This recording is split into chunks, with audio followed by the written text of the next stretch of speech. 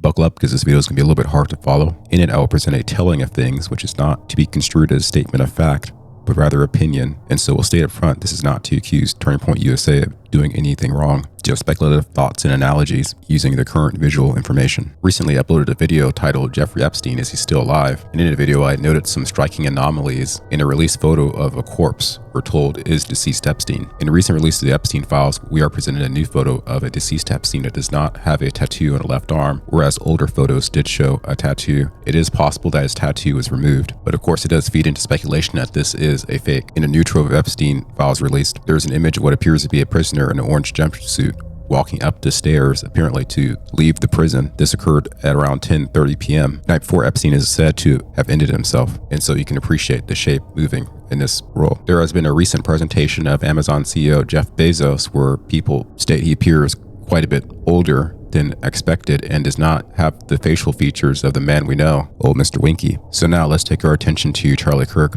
I take inspiration for this video today from Jesse on Fire. If this hypothesis is correct, then guess what? Everything that you saw on September 10th would be a publicity stunt, a large-scale one, a psyop, but it would also make Charlie into a manufactured martyr with the intent of sealing control of the government for the next 12 years. I think that Charlie and them believed that if they pulled this off and convinced the world that he was murdered by radical leftists, that they not only were going to be able to absolutely solidify this rock solid support that they had in the 2024 election, but they were going to get all the rest of the independents over there. Now, I wonder where they could have gotten the idea that something like this could be a watershed moment that led to tremendous benefit in elections and overall popularity in the country. They would have the ability to designate Antifa as they'd be able to get into their funding. They'd be able to root out all of the people who have been trying to destroy the country from the inside out. And I also think that Charlie has been talking about this since 2018 because I know he has, because Candace told us and showed us the text. He thought he was going to die young, and he said that he believed that Candace was going to be the Iron Lady who was going to take it on going forward, and she was going to lead the final revolution that saved the country. Now, this has been confirmed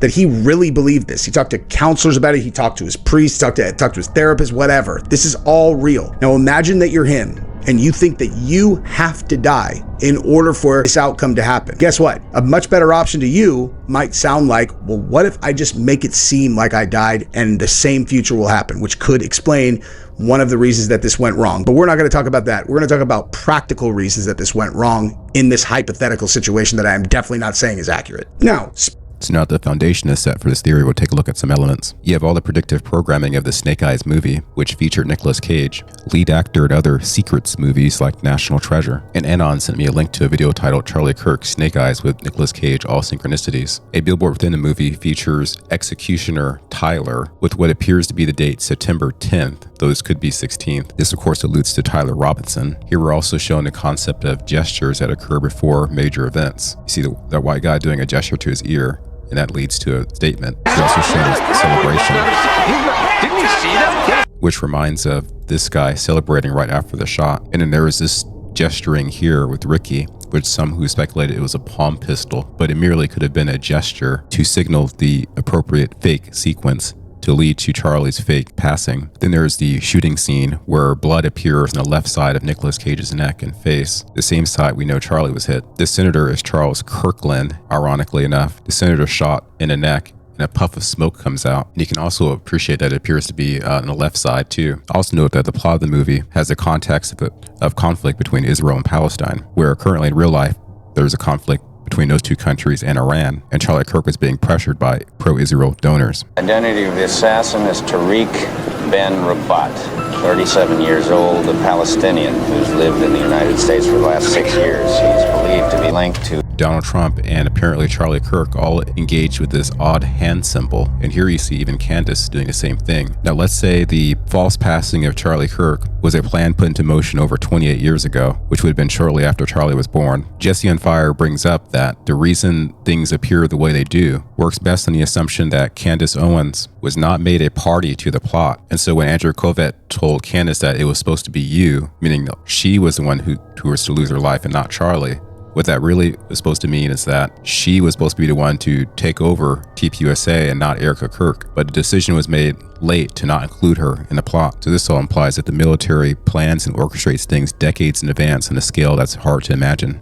What fascinates me about Jesse's theory is now I can find parallels of Charlie Kirk's possible situation with another anime, that anime being Attack on Titan. I'll discuss that with spoilers, and so if you intend to watch the anime unspoiled, I would suggest you end your viewing of this video here. In this telling of things, Charlie Kirk is the main character, Eren. As a major plot point of the story, Eren kisses Historia's hand. Historia is the royal, rightful heir to the island kingdom the story is based on. When he kisses her hand, he has a realization of his future, which shocks him immediately. So, also in this telling, Erika Kirk is Historia. What really impresses for her role was her Amethyst appearance, where her hair is done like this, and she's wearing this elegant, expensive looking clothing. This to me is like the profile of a princess. There's a scene in Attack on Titan where Historia has her hair done in a very similar way. When Eren/Charlie realizes his destiny in the anime, he sees that the future will force him to carry out his destiny of destroying the rest of the world to protect the island nation. By the way, Mikasa, who has sworn herself to protect Eren at all costs, is Candace Owens.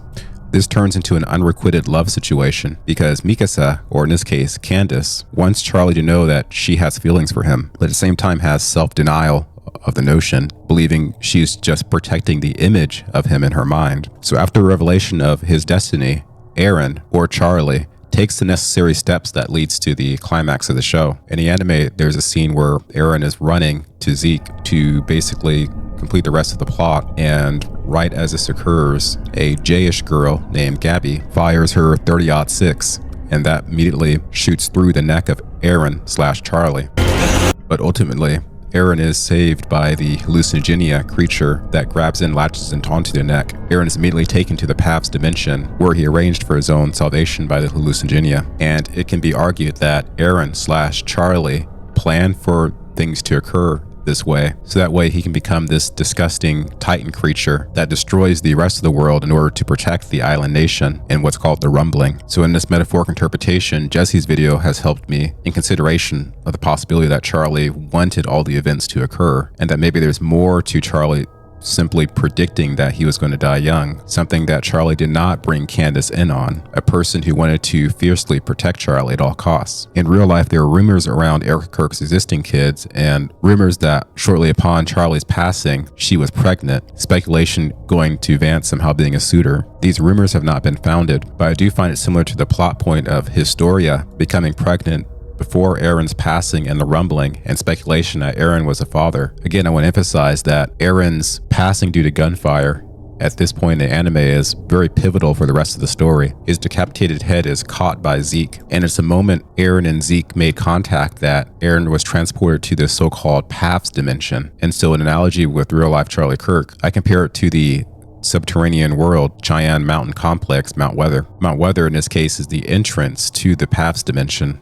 Paths, the subterranean realm of deep underground military bases all across the country, where future events are planned in advance, wargamed, and then at some point implemented in real life. And so Candace, or Mikasa, not read into the plan, tried to bust various people who were read in, like Farnsworth, highlighting the apparent acting, and Hunter Kozak. Hunter Kozak? Wait a minute. Did Hunter Kozak have something to do with this? Did he refuse to take a lie detector test when I offered him all this money? Hey, Hunter, I feel like maybe I had it right, but I had it wrong.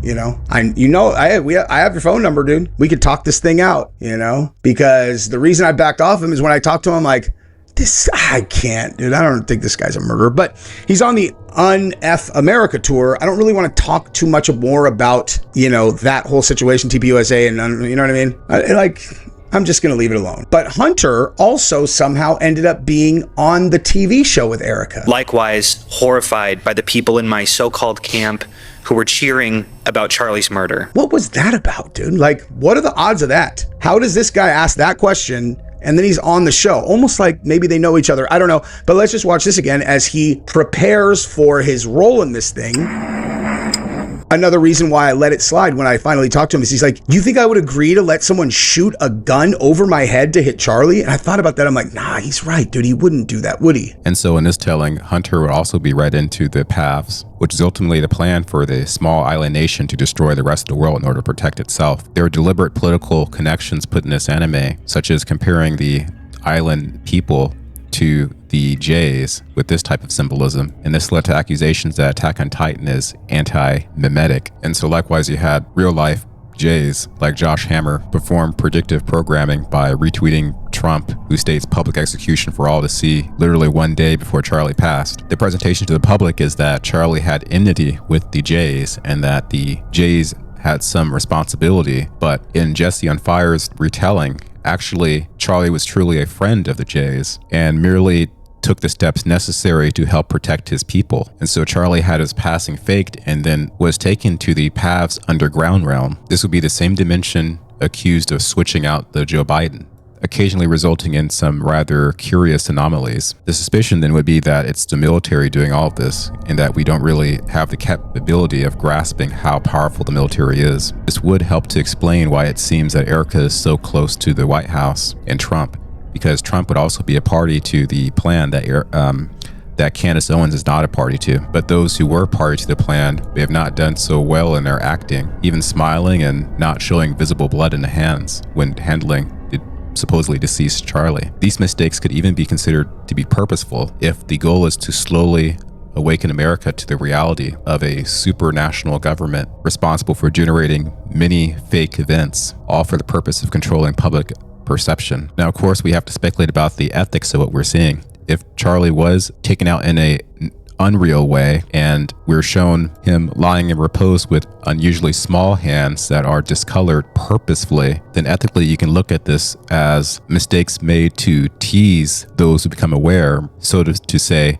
there's nothing you can do about this, or to drop crumbs that encourage critical thinking at a rate the population can accept. In this manner, slowly evolving the culture towards acceptance of unreal advanced technology. This doesn't exclude the possibility that things we would not consider human could be underground running the show, meaning a disclosure process is gradually rolled out for the public to begin to accept. Clearly a situation where regardless of what the people want, the Jays are made front and center, and Trump Maestro appears to be conducting. In this viewing of things, every single optic we're shown has meaning and significance to the broader picture. Secret meetings with Epstein, Musk, Zuckerberg, and others. FBI Director Kash Patel dropping in the Valhalla. To my friend Charlie Kirk, rest now, brother. We have the watch, and I'll see you in Valhalla. Tyler Robinson apprehended at 33 hours. We have various clues to point to deep truths that may only be revealed in layers. In his metaphorical telling, Candace may be expected to overcome her feelings and to attack the man she loved in order to expose the truth to us once and for all. That was what Mikasa managed to do by the end of the Attack on Titan anime. She went for the Beast Eren and ended the story by doing what needed to be done. Of course, this story I'm telling you is all illusion and imagination. And as I disclaimed at the beginning of the video, there are no accusations made here. I do not accuse Candace of loving Charlie. I do not accuse the plot to protect one small group of people at the expense of the rest of the world. I do not accuse a plot around Charlie's passing involving his former friends. Can't say that I know that Erika Kirk was at Fort Huachuca, but we can receive information and make free associations with artistic media. I have a lot more to say, so do give me a follow. Thanks.